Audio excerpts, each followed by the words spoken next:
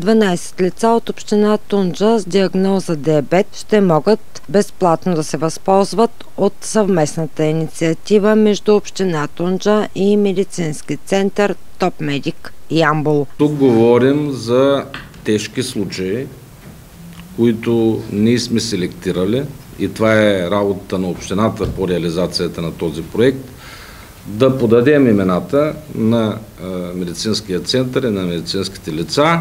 Това става с заявление, което се попълва. Тези заявления ще бъдат тук, ще ги оставят желаящите да кандидатстват по тази програма тук.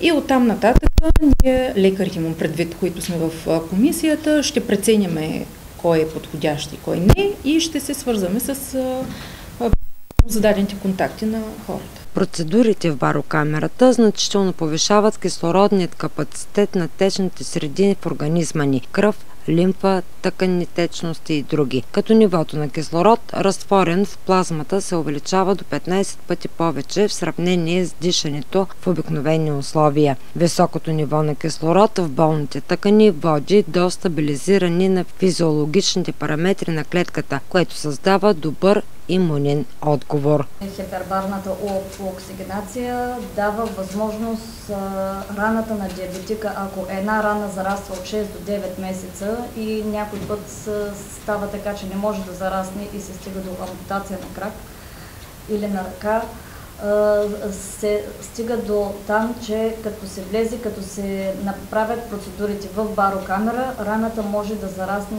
10 процедури напълно и човека да бъде възстановен, да не се стига до по-сложни интервенции. Но модерно съвременно лечение и идеята в тази връзка е много полезна.